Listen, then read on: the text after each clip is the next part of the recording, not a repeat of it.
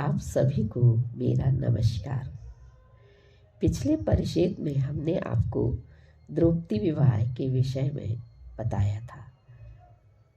आज मैं आपको पूर्वाभास और विवाह के संबंध में बताऊंगी, जो द्रौपदी के पूर्व जन्म से और विवाह से संबंधित रहस्य है। यह बड़ा ही रोचक है, सुनिएगा। व्यास जी ने राजा द्रुपद से बोले, राजन, मनुष्य जो भी कर्म करता है उसका संबंध पूर्व जन्म से अवश्य रहता है। पूर्व जन्म में जिसके साथ जैसा संबंध रहा हो, इस जन्म में उसका साथ किसी न किसी रूप में संबंध होना अवश्य संभावी है। अतः द्रौपदी का भी उसी के अनुसार पांचों पांडवों के साथ विवाह होना पूर्व जन्म से संबंध रखता है। इसका एक गूढ़ रहस्य है।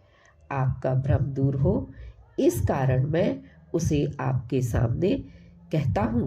ध्यान देकर सुनो। एक बार जब देवताओं ने मिलकर नैमिषारण्य में बड़ा भारी यज्ञ किया, उस यज्ञ में यम व्रती हुए। इस कारण प्रजानाश का कार्य रुका रहा।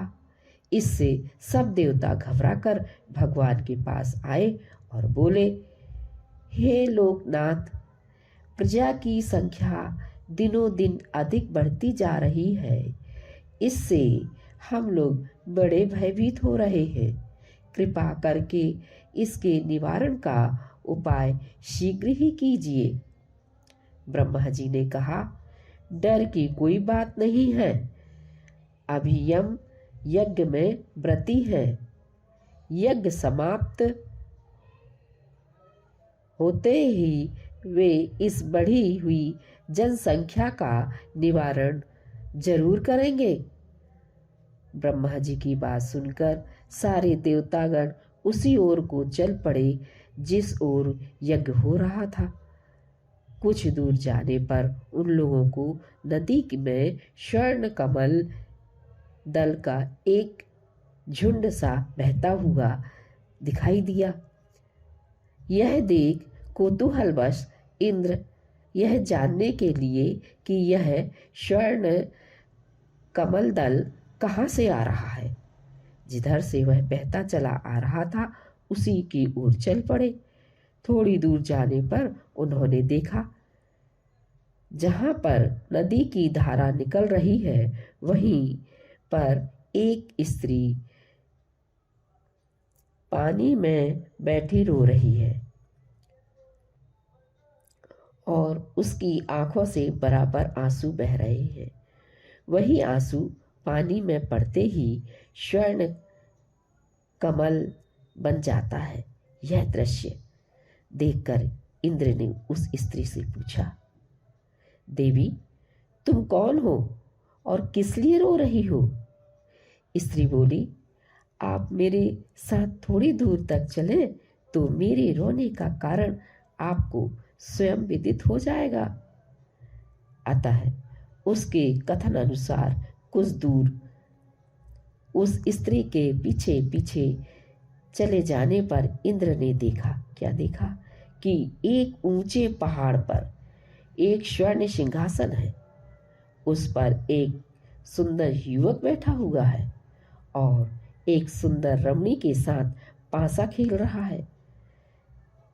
इंद्र को देखकर उस युवक ने ना तो कुछ स्वागत ही किया और ना ही आदर किया। इससे इंद्र क्रोधित हो बोले, क्या तुम्हें होश नहीं है कि सारे भूमंडल का अधीश्वर इंद्र तेरे सामने खड़ा है और तुम बेखबर हो स्त्री के साथ पासा खेल रहे हो? इंद्र को विश्वास था, उनके इस प्रकार झड़कने पर वह अवश्य उनसे क्षमा मांगेंगे, पर कुछ भी नहीं हुआ। केवल उस युवक ने थोड़ा सा मुस्कुराकर इंद्र की तरफ देखा और देखते ही उसकी देह जड़वत पत्थर की तरह हो गई। उनमें हिलने डुलने की शक्ति बिल्कुल भी नहीं रही। खेल समाप्त होने पर उस युवक ने उस रोने वाली रमणी से कहा, इसे हमारे पास ले आओ। इसे ऐसी शिक्षा देंगे जिससे फिर कभी इसे अहंकार न हो। अतः उस स्त्री के छूते ही इंद्र का सारा शरीर ढीला हो गया और वे भूमि पर गिर पड़े। इंद्र की ऐसी दशा देख उन दिव्य तेजधारी महापुरुष ने कहा, सावधान, फिर ऐसा अनुचित कार्य कभी न करना। तुमने सामान्य लोगों की भांति जल्दी करके हमारा अपमान किया। इस कारण तुम्हें आज्ञा दी जाती है कि तुम इस गुफा में चले जाओ और वहां तुम्हारे शरीर के तेजवान और लोग भी बैठे हुए हैं। वे लोग भी तुम्हारी तरह अभिमान में फूले हुए थे। इससे तुम भी जरूर उनके साथ रहकर कुछ समय काटो। तुम्हें पापों के प्रतिफल स्वरूप मनुष्य योनि प्राप्त होगी। तुम जैसे अभिमानी लोगों का स्वर्ग में अधिकार होना उचित नहीं है। सदाशिव के मुंह से ऐसी बात सुनकर भय से थर थर कांपने लगे। इसके बाद वे पहले के चारों इंद्रों ने कहा, हे प्रभु, आपकी आज्ञा सिरोधारी है, किंतु प्रार्थना इतनी है कि धर्म, वायु, इंद्र, अश्विनी कुमार द्वारा ही जन्म किसी मनुष्य के गर्भ से ही हो। यह सुनकर नए इंद्र ने कहा, हम भी अपने वीर से एक पराक्रमशाली पुरुष करेंगे। इन चारों के साथ वही पांचवा होगा। महातेजस्वी शंकर जी ने उनकी प्रार्थना स्वीकार कर ली और सुंदरी युवती को जिसके साथ इंद्र आए थे उन सभी की भार्या निर्दिष्ट कर दी। अतः इन पांचों इंद्रों ने यथा समय पांचों पांडवों के रूप में जन्म लिया। जिस रमणी को महादेव ने इन सब की भार्या होना निर्दिष्ट किया था, वही सुंदर रूपणी आपकी कन्या पंचाली द्रौपदी है। इसके बाद व्यास जी ने पुनः कहा, राजन, आपको यदि विश्वास न हो तो हम आपको दिव्य दृष्टि देते हैं। उससे आप सहज ही में देख सकेंगे कि पांचों पांडव पुत्र पवित्र पूर्ण शरीर धारण किए हुए पृथ्वी पर विचर रहे हैं। अतः व्यास जी ने द्रुपद को दिव्य दृष्टि दे दी।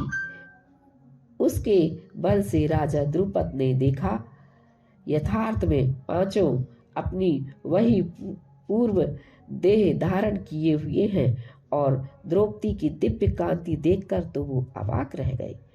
अतः उन्होंने व्यास जी से के चरणों में सिर रखकर कहा, महर्षि धन्य है आपको और आपके तपोबल को। आपके आगे कोई भी कार्य कठिन नहीं है। इसके बाद व्यास जी पुनः बोले, राजन, द्रौपदी के पूर्व जन्म संबंधी एक कथा और भी है। उसे सुन लेने पर आपकी भली भांति शंकाएं दूर हो जाएंगी और आपको पता चल जाएगा कि 5 पतियों की भार्या होने के लिए ही उसकी सृष्टि हुई है। किसी तपोवन में किसी ऋषि का कन्या थी, जिसकी उम्र विवाह के योग्य होने पर भी उसका विवाह न हुआ। अतः उसने संसार से विरक्त होकर शंकर जी की घोर तपस्या की। उसकी तपस्या से प्रसन्न होकर शंकर जी ने उसे दर्शन दिए और कहा, तुम्हें क्या चाहिए, अर्थात वर मांगो। उस कन्या के मन में पति के पाने की कामना प्रबल उमड़ रही थी। अतः उसी आवेग में उसने शिव जी से कहा, पतिं देहि पतिं देहि दयानिधे, पतिं देहि करुणा कर शंकर करुणा करें। महादेव जी ने प्रसन्न होकर बोले, ए वस्तु, तुम्हारे 5 पति होंगे। 5 पति की बात सुनते ही ऋषि कन्या ने शिवजी से कहा, मैंने तो केवल एक पति के लिए ही प्रार्थना की थी, 5 पति के लिए नहीं। महादेव जी बोले, भद्रे, तुमने 5 बार पति मांगा, इसलिए अगले जन्म में तुम्हें 5 पति प्राप्त होंगे। आता है, राजन, वही ऋषि कन्या आपकी द्रौपदी है। भगवान त्रिलोचन का दिया हुआ वर कभी मिथ्या नहीं हो सकता। पूर्व जन्म के कर्मों का फल मनुष्य को इस जन्म में अवश्य भोगना पड़ता है। भाग्य का लिखा कभी मिट नहीं सकता। मैंने सारा गूढ़ रहस्य खोलकर आपको सुना दिया। अब आगे आपकी इच्छा। व्यास जी की बातों से संतुष्ट होकर राजा ने कहा, महामुनि, आपकी इन गूढ़ बातों से मेरी सारी शंकाएं निर्मूल हो गई हैं।